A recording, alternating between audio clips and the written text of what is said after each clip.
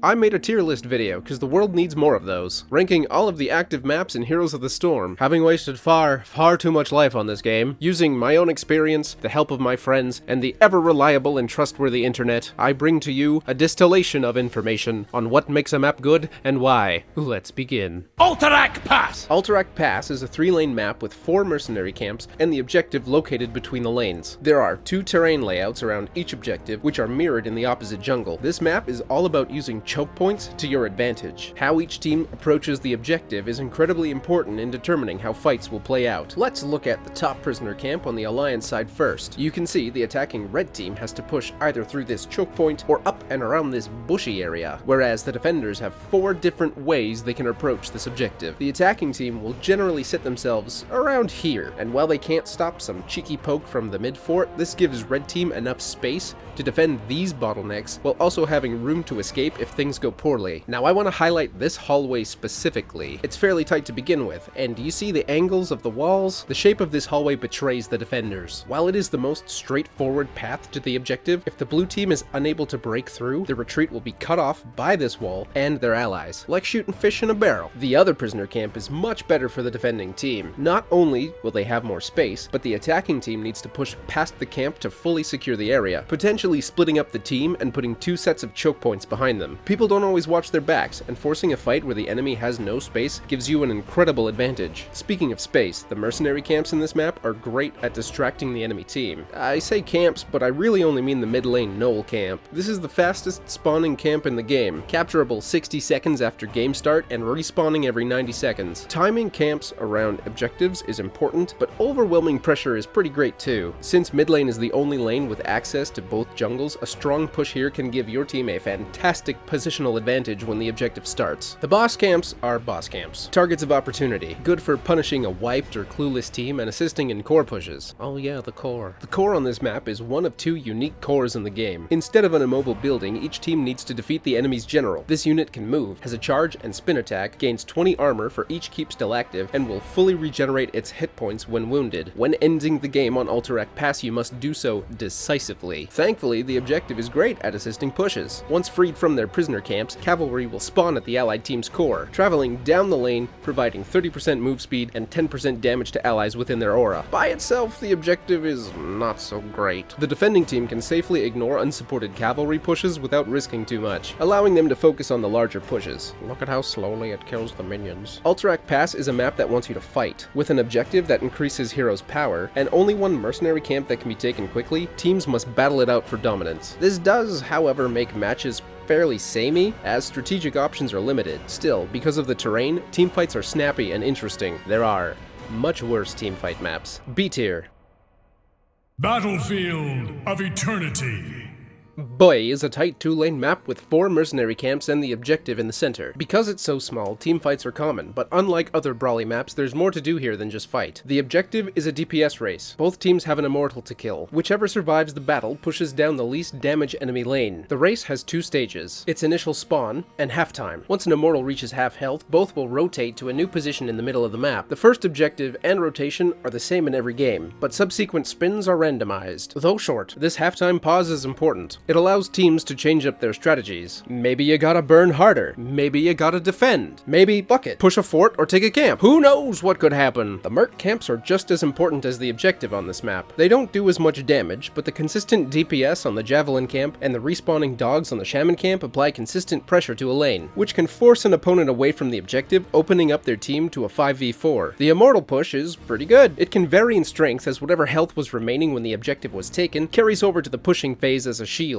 sometimes resulting in the boss having 2 health bars. Snowballing can happen on this battlefield. Early game heroes are powerful here, but it's still possible for a team to come back with proper trades and a good strategy. Communication is key. Battlefield of Eternity might be small, but there are plenty of paths a team can take to position for an advantage. I also want to mention this core's abilities. Every core has a defensive ability, usually themed after the map's objective, that it uses to defend itself. These range from just kind of okay to laughably irrelevant. I think the Diablo core cores are the most fortunate. Reason being, their abilities are the hardest to avoid. Every 12 seconds, the core blasts its surroundings with 2 volleys of frost orbs. The second volley is slightly off position from the first. These orbs give the attacking team very little space to hit the core without being rooted. So you'll see players hitting the core at max range or trying to squeeze in the small space between the circles. That little bit of room can give the defenders a small window to peel the attackers off the core. When games come down to the wire, the tiniest bit of space and the smallest amount of crowd control can be all it takes to turn the tide of battle. One good thing about small maps is if you wipe the enemy at your core, you can rush all the way to the enemy base and win the game. If there's nothing in the way. There is very little fat on Battlefield of Eternity. Every decision matters. Even though it's possible to snowball or get screwed on the immortal fight by matchmaking, there are plenty of ways for a team that's behind to regain the initiative as long as they're willing to fight for it.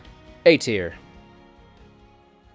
More of them scallywags coming to Blackheart's Bay! Oh boy. New players love this map. There's a ton of camps, a centralized objective, and it's big. Longtime players hate this map. There's lots of camps, the objective is bullshit, and it's big. It's fine to like big maps, okay? You're allowed. But you see, size matters. The larger a map is, the more time you spend rotating, running between important areas, and walking out of spawn. This means you spend a lot more time doing nothing. And it might not feel like wasted time, but you know, I watch a lot of replays, and on average, there's like 6 to 8 fights in a match. You'd be surprised how little goes on in a game of Heroes. You'll be traveling a lot on Blackheart's Bay because on top of their usual utility, camps are also bound to the objective. There are 10 total camps on the board. 1 boss, 2 siege, 3 bruisers, and 4 coin camps. When captured, each camp will drop 2 coins. Once you have enough money, you need to give your booty to Captain Blackheart, who then has his way with your opponent's booty, blasting enemy buildings with his cannons. It's a fairly straightforward and fun concept. Who hates a treasure hunt? Whoever's getting shot, that's who. Being on the receiving end of this objective sucks. In fact, the biggest issue with this map is its objective. Whichever team turns in first gains a massive advantage in both experience and map control. Forts and towers give players a place they can run to for safety. Without their buildings, a team naturally has to play more cautiously, and completing an objective here will always destroy a fort. Shut up, Abathur, I'm not talking about your mule. So the team that turns in first gets an advantage in space and freedom of movement, making it easier to boldly stomp around the map collecting coins, as you can dart neath your tower should the enemy come a-runnin'. But the experience advantage for destroying these buildings can easily push a team through a talent tier, making them much more likely to win teamfights, making it harder to kill whoever's gathering coins, and easier for the leading team to guard the objective. Can you see the problem here? Can you see how this might get out of control? Sure, it's possible to dislodge an entrenched team by pushing down their towers or pressuring lanes with merc camps, but at the same time, giving up control of the objective lets that team turn in coins for free, and then turn in again, and then turn in again. In theory, on paper, you don't have to fight the enemy team at all on this map. I've seen games where one team turns in 3 or 4 times in a row, obliterating their rivals' buildings, giving them little chance to retaliate. I shouldn't have to say how bad it feels that you only get the opportunity to start playing the game once you've been knocked down to your last 2 keeps. But at least clearing camps is fun. It's not the worst, it has its place, but I hate this map. C tier. Braxis Holdout. If Blackheart's Bay is a snowball, Braxis Holdout is an avalanche. The fact that this objective is a Zerg rush is appropriate. This is the early game map. If you're coming onto Braxis banking on that level 16 power spike, you might be disappointed. This is a small, 2-lane map with an objective control point at each lane and 5 mercenary camps that despawn when the Zerg are active. Use them to pressure enemy lanes, giving you space to take the control points. The size of this map means rotations happen quickly. Ganking is required. Watch your minimap. The solo lane duel will not and should not be respected. Each team lives and dies by the Zerg wave, which even by itself is incredibly dangerous. Them critters have no qualms attacking whatever gets in their way. The Zerg wave itself is comprised of 3 parts. The Banelings, which are only part of the initial spawn, have a suicidal area of effect splash attack. Then there's the small Zerg, consisting of high damage Hydralisks and Zergling fodder, and the big Zerg, Ultralisks in melee and Guardians at range. Generally, the big Zerg are the priority targets as they can maintain the wave by spawning extra small Zerg every 13 seconds. Given the large number of entities in the objective wave and the fact that it's possible to replenish some losses, means games can end quickly if the Zerg are poorly handled or if a team has poor wave clear. From what I've heard and in my experience, you are much more likely to end the game with the first objective on Braxis than with any other map. Even if you survive such a massive push, losing the forward walls and wells makes it more difficult to secure the control points, which I know is the point, but an objective that makes it easier to take subsequent objectives can feel unfair for the losing team. And sure, you can try out different tactics with your team, changing up your solo laner, doing a 2-3 split, applying camp pressure, ganking, etc. Braxis bar none, is the hardest map to come back on, depending on how hard the first punch hits. C tier. You dare come to Cursed Hollow? New player purgatory. Anyone crazy enough to start playing this game will be stuck on this map for a while. As one of the earliest maps designed, Cursed Hollow is very simple. There are 6 mercenary camps, 1 siege golem camp in the top lane and 1 in the bottom lane, 2 knight bruiser camps in the mid lane, and a boss camp in the top and bottom lanes opposite the siege camps. Now it seems like there's not much to do on this map, but the way the objective is taken allows each team to make a series of important decisions. It takes 3 tributes to activate the curse, meaning no fights need to be taken until the final tribute. So let's say the first objective spawns on the enemy side, as far away as possible from your team. Do you try to rally everyone and make the long march into enemy territory? Do you knock down the enemy's walls in your strongest lane? Are you behind in experience? It could be worth giving up a tribute or two to catch up and fight on equal terms. Disagreements, miscommunication, and poorly timed rotations are what kills teams on this map. The objective itself is fairly powerful. The cursed team's buildings are disabled, meaning they won't fire on any enemies, and their minions are reduced to 1 health until the curse is over. Both of these factors means any undefended lanes will get their shit stuffed in. It's quite common to lose 2 or more forts to the first curse of the game. Plus, since the buildings are off, it can enable aggressive players to make bold dives into enemy territory, surrounding overextended heroes. This objective is at its strongest when the cursing team pushes beneath it. What an obvious thing to say. Sure, it's obvious to those of us who've been here a while, but it still must be said. Sometimes after winning the fight, you'll see players run off in excitement to take a boss or another mercenary camp, wasting valuable curse time. All you're doing is giving the defending team time to clear their lanes, soaking up a ton of experience, and by the time the boss is finally pushing a lane, the curse is over, and the enemy is ready to defend with full force. Please don't do this. Don't camp during the curse. Before or after is great. Otherwise, you're just wasting time. Cursed Hollow is incredibly uncomplicated, but that doesn't mean it's easy. There's plenty of room for multiple strategies, as well as making mistakes. The curse is strong, but with good coordination can be held back, and comebacks are possible so long as your team is willing to work together. With that said, Cursed Hollow, C tier. My husband is dead.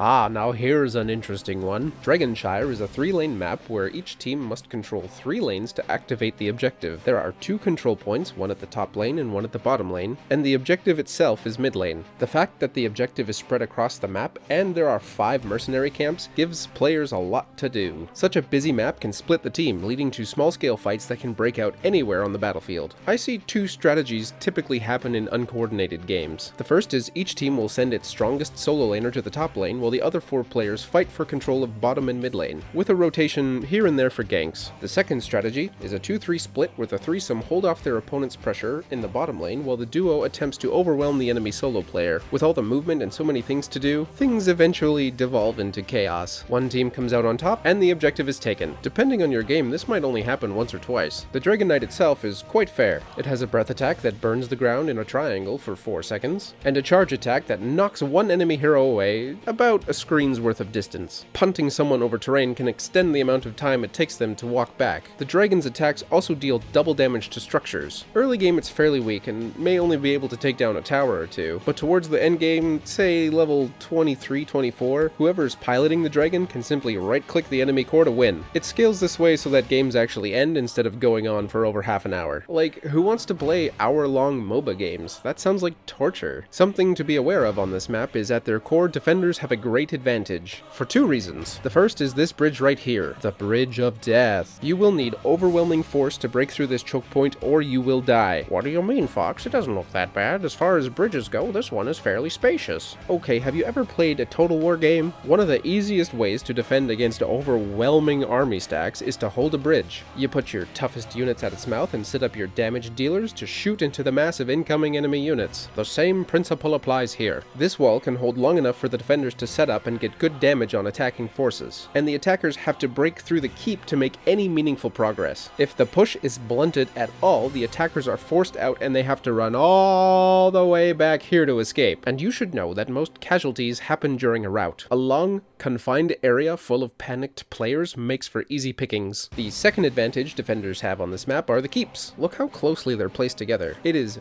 very difficult to pass through mid lane without taking shots from the top or bottom keep. This means it's safest for for the aggressing team to take the bottom and mid keep, or the mid keep and top keep before ending the game. This extra time can give defenders enough space to reset and rebuff the offensive. Killing 2 keeps is not required to end the game. You can just walk past the buildings after all. But having more space certainly makes life easier. Since there's so much to do on the map and the objective forces teams to split up, you can never really be sure how games on Shire will play out. You need to keep your brain on and communicate with your team to be the most effective, which is the whole point of Heroes of the Storm. A tier.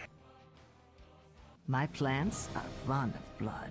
Garden of Terror is what happens when you take a map like Cursed Hollow and make it better. The map is smaller, there are more camps, the objective is strong without being impressive, and there are tons of bushes and walls to make fights interesting. Pretty much every strategy you could think of is viable on this map. All the mercenary camps can be taken relatively quickly, which allows teams to pressure many areas at once. The camps despawn when the terrors are active, so timing the siege and bruisers to cover the lanes while your team fights over the objective will be what separates the noobs from the vets. Just like in Cursed Hollow, each team needs to collect 3 seeds to trigger the objective. A seed will spawn between 50 and 80 seconds from when the last one was taken, giving your teammates up to 4 minutes to trickle in alone and die. 4 minutes is a long time to do stuff. Gather experience, take towers, capture camps. You should know the drill by now. When spawned, the garden terrors will travel as far down the lane as your minions have pushed. These boss mobs, one-shot minions, do good damage to buildings and summon a potted plant that disables enemy structures. It should be obvious.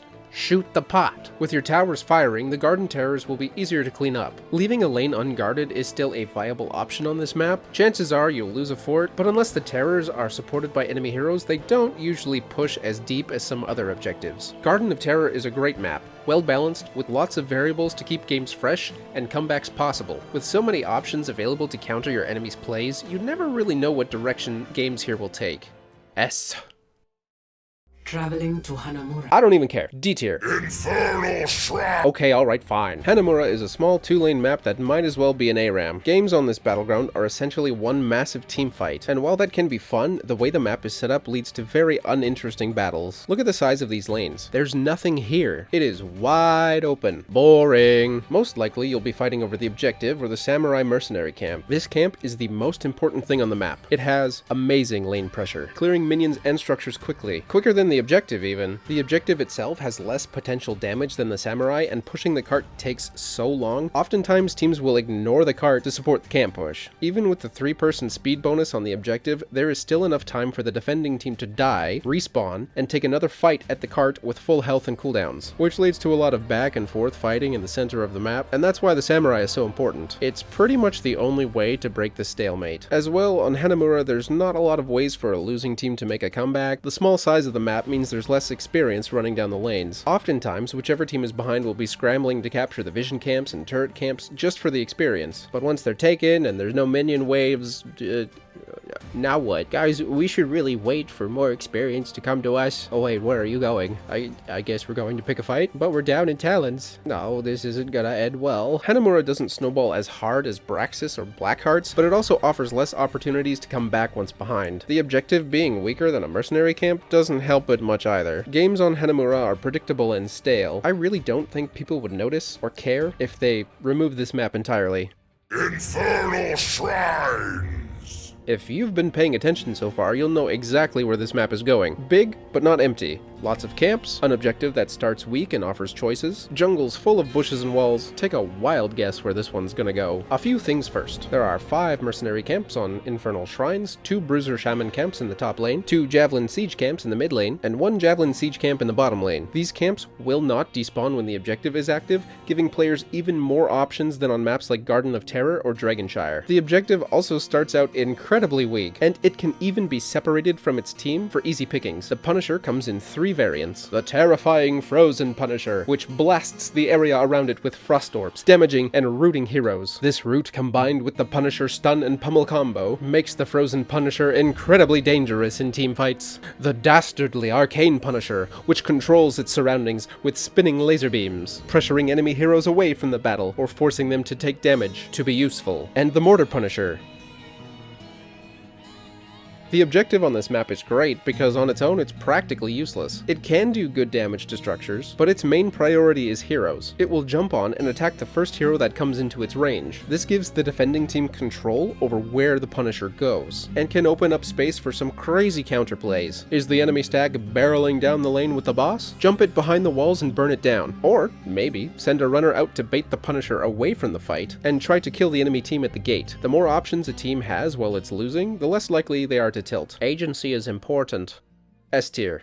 Sky Temple. At first glance, Sky Temple seems like a fairly standard 3-lane map, but it suffers from the same problems as Blackheart's Bay, to a lesser extent. Let me explain. There are 3 objective control points on the map, 1 at each lane, which, when active and under a team's control, fire lasers at the opposing team's buildings. Woo, easy siege damage. Pretty great if your team's the one doling it out, kinda lame if you're the ones getting hit for free. I hope you don't fall behind early. Whichever team gets ahead in levels first has a clear advantage in holding the control point. You know what that means? It means they're gonna shoot you even more. Thankfully, unlike Blackheart's Bay, if you fall behind here, all hope is not lost. There are bruiser camps in the top lane, siege golems in the bottom lane, and a boss in the bottom lane as well. Additionally, since there are 3 control points, there's a good chance that a greedy team will split up, which lets you pick them apart in manageable bites. Divide and conquer. The temples also take a while to expend all of their energy, which allows a team to scout, plan, and engage the enemy on their terms. Even though it's easy for a team in the lead to stay in the lead on this map,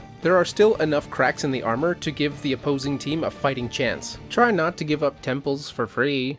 B tier. This tomb belongs to the spiders. This is the smallest 3-lane map in the game. Because of its size and how the objective works, there's always a ton of action. Killing the enemy is incredibly important on this map. How the objective works is each team is collecting gems from the opposing team's ranged minions to pay for an attack wave that pushes down each lane. This gives incredible agency over the game, as the objective is tied to how well each team plays, hunting down heroes with large bounties, and collecting masses of gems before they despawn, organizing hit squads, dodging ganks, farming minions, calling out the enemy team's location. Fantastic stuff. The objective itself scales well. The web weavers have a long-range area of effect skill shot and summon crypt crawler minions, which are just extra health and damage for the wave. What you may not know is the web weavers take 100 damage every second. This means early waves die quickly. If you've ever summoned the objective between levels 4 and 9, only to watch them die pathetically at the enemy's walls, this damage over time is why. A lot of the time, teams will delay turn-in until mid-game, banking a lot of gems and giving the objective time to scale. Like the garden terrors, these spiders also spawn wherever the minion waves clash, so a strong push into enemy territory can buy time for the defenders and allows this self-damage to take chunks off the web weaver's health bar. At the same time, a strong push for the attacking team gives the objective as much health as possible. While there's only a handful of mercenary camps on this map, the siege golems and knight camps are capable of holding off objective waves until the endgame, and the top lane boss is often used as a tiebreaker to end games with one decisive push. Tomb of the Spider Queen forces player interaction and dynamic decision making. It's small without being claustrophobic. Your team's position and coordination matters a hell of a lot here, as it can mean the difference between losing all of your gems or turning in twice in a row. It can be hard to come back on this map, especially once you've been pushed back to your core, but because of how the objective works, there's usually enough experience on the map to stay at a relatively similar level, and there are multiple paths you can take to circumvent an enemy's push. A tier. The towers are mine once more. Oh, towers. People love you, people hate you, but you're so very special to me. Most of this map's contentiousness comes about from people disagreeing with their team over what they should be doing. Towers of Doom is a unique battleground as you do not directly attack the core to win the game. On this map, the core has 40 hit points, and the only way to damage it is by taking keeps, taking the boss, or pushing pumpkin siege camps all the way to the enemy goal. Each pumpkin does 1 damage, the boss does 4 damage, and the objectives do 1 damage, plus 1 for each fort your team has under its control. Some people say play the objectives. Those people are incapable of thinking 5 minutes ahead, and can't figure out how they might improve their lives in the future, which is why they're playing heroes. Other people say play the lane, and while they might have a plan, they do a piss-poor job of communicating it through either tone or clarity, and are unaware they may be coming across as off-putting, which is why they play heroes. I'm being a little saucy. Really, you need to deal with problems as they come up in the moment, while also positioning for a stronger advantage advantage in the near future. Nuance? In my MOBA? We don't have time for that. Do what I say, or I'm throwing the game! The bottom lane in this 3-lane map is by far the most important, sitting between 2 objectives and having 2 of the 4 mercenary camps. Controlling this lane provides your team with the most potential core damage. The classic 4-1 split is very common on this map, with the solo laner double soaking mid and top lane. Top lane sits between the boss camp and the 3rd pumpkin camp, and is the longest lane on the map, making it very dangerous to overextend. This map has garnered a reputation as being the easiest map to make a comeback on, as your core only needs 1 health for you to stay in the game. Not that you want to be at 1 hit point. If the enemy can split you between 2 objectives or the boss and the camps, the chance that you'll be able to defend everything is slim. And while the comebacks can be impressive, it is possible to get locked out of the map. If the enemy team sweeps all of your towers, their core will start bombarding yours, getting faster and faster until you retake a tower or the game ends. Coordinating a breakout push can be troublesome. There is an option to break out into the center of the map via a tunnel that opens on minute 12. Once you get there during a lockout, you are surrounded, but at least you have the option. Towers of Doom is a fun map with many ways to play and immense comeback potential, even though a winning team can still snowball a victory. A tier. Volskaya Foundry. Volskaya Foundry is another fairly average map with 3 lanes, 5 camps, and 3 objective locations. There is a lot of space on this map. Just like Hanamura, the lanes are wide open, no cover. This makes it hard to catch heroes unless they are woefully out of position. The objective control points have a lot of space too, even with the conveyor belts. Taking the objective spawns the Triglav Protector, a 2-seater vehicle that requires a pilot and a gunner to maximize its damage output. If both seats are occupied, the Protector gains 10 armor and 25% more damage. A gunner with good aim can shred the enemy team. The Protector is capable of shielding its team, shutting down buildings, and dealing fantastic damage to enemy heroes. It is a great asset for teamfights. If you're real smart, you can even hot swap in and out of the gunner seat to dodge damage. Just like the Dragon Knight, it's fairly weak early game, but can absolutely crush a core around level 24-25. The mercenary camps on this map are kinda lame. You got your assault troopers in the top lane, which are the only ones able of providing direct lane pressure, the turret camps in the bottom lane, which can be used to secure an objective, provide passive lane pressure, or assist in sieging down buildings, and the so-called boss camp, which provides a med pack. That's pretty good. It's a large AoE healing spell that regenerates 40% health and mana to its team over 10 seconds. More than enough to turn a fight. Volskaya is all about point control. The size of this map and its wide open spaces make engaging on the enemy team more difficult, so it's easier to do when they have incentive to stay. And other than direct pushes, there's not really much to do outside of the objective. Games on this map aren't terribly memorable. They just kinda happen. Better to be here than someplace worse, I guess. It's like a slightly below average map in terms of entertainment. I'd give it a low B tier or a high C tier. Warhead Junction. Warhead Junction is the largest map in the game, which is fantastic if you don't like doing anything. It takes so long to get anywhere on this map, and ending the match is a pain. Usually it takes 1, maybe 2 decisive team fights to finish a game, but the travel distance on Warhead is so long, 2 fights is the bare minimum, especially if you take casualties during the fight. There is nothing more agonizing than having both teams clash to end up with 1 or 2 survivors on each team, which are incapable of making any meaningful pushes. Then the survivors slink off to their base or to a lane and wait for their team to respawn to do it all again. And since the objective is tied to players' positioning, people need to risk their lives to dive deep into enemy territory to actually use it. The nukes are okay, they're not the strongest. They do a fairly good job of knocking buildings down, and any heroes caught in the blast will take 30% of their health and damage, useful for offense and defense. The camps on this map are incredibly important as well. Better to have a camp pushing than rotate all the way to the other side of the map just to kill a minion wave. The boss camp in the top lane is often what a team needs to actually finish the game. There's a lot of downtime on Warhead Junction. Lots of walking, lots of respawning, lots of rotating. Even the fast travel sewers in top and bottom lane only help a little bit. At least you'll have a lot of time to type. D tier. Well, there it is, folks. The definitive Heroes of the Storm tier list. I really left no room for debate, so don't bother telling me how wrong I am in the comments. It's not like I read those anyway. Besides, none of you caught the mistake in the Rainer video. Haha! Subscribe if you're cringe.